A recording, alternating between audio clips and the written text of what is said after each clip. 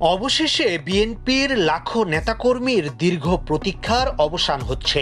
১৭ বছর নির্বাসিত থাকার পর দেশে ফিরছেন তাদের লিডার বিএনপির ভারপ্রাপ্ত চেয়ারম্যান তারেক রহমান। আর এমন খবরে সরগরম দেশের রাজনৈতিক অঙ্গন। বিভিন্ন জায়গায় চলছে মিষ্টি বিতরণও।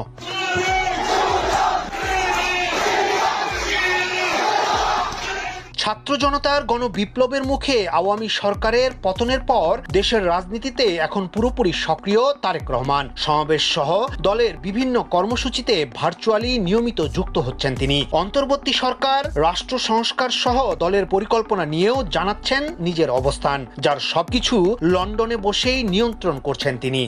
অভিষ্ট লক্ষ্য অর্জনের জন্য যা কিছু প্রয়োজন সেই পদক্ষেপ। সম্প্রতি বিএনপির আইন বিষয়ক সম্পাদক ব্যারিস্টার কায়সার কামাল জানিয়েছেন, খুব শীঘ্রই দেশে ফিরবেন তারেক রহমান। তার দেশে ফেরার পথে তত্ত্বাবধায়ক সরকারের আমলে দায়ের করা মামলাগুলি কোনো বাধা সৃষ্টি করবে না।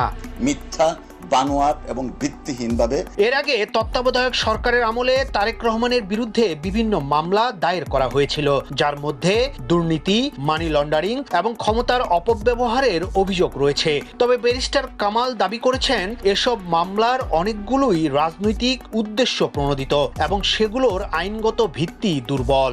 প্রত্যেকটা মামলায় রাজনৈতিক উদ্দেশ্য প্রণোদিত। তবে আইনি পথ ছাড়া দেশে ফিরবেন না তারেক রহমান বলেও জানান তার আইন বিষয়ক সম্পাদক কায়সার কামাল। তিনি জানান, তার আইনজীবীরা আপ্রাণ চেষ্টা করছে তার সবগুলো মামলা নিষ্পত্তি করার জন্য। এখন দেখার বিষয় কবে সবকিছু ঠিকঠাক হবে আর কবেই বা তিনি বাংলাদেশে ফেরত আসাকে সঠিক মনে করবেন। তবে তারেক রহমানের দেশে ফেরা নিয়ে রাজনৈতিক ও আইনগত অঙ্গনে মতবিরোধ রয়েছে। অন্যদিকে বিএনপি মনে করছে এটি তাদের জন্য একটি নতুন রাজনৈতিক সুযোগ এনে দেবে। আমাদের হাতকে শক্তিশালী করুন, আমাদেরকে সহযোগিতা করুন। এদিকে তারেক রহমান কবে নাগাদ দেশে ফিরবেন সেটা নিয়ে এক ধরনের ধোঁয়াশা তৈরি হয়েছে। দলটির নেতাকর্মীরাও বিষয়টি নিয়ে চিন্তিত। এখন প্রশ্ন হচ্ছে, মামলা চলমান থাকায় তিনি কি দেশে ফিরতে স্বাচ্ছন্দ্য বোধ করবেন, নাকি মামলা প্রত্যাহার না হওয়া পর্যন্ত তিনি অপেক্ষা করবেন। এখন দেখার বিষয় হলো তারেক রহমান কবে দেশে ফিরবেন এবং তার ফেরার পর রাজনৈতিক পরিস্থিতি কোন দিকে মোড় নেয়।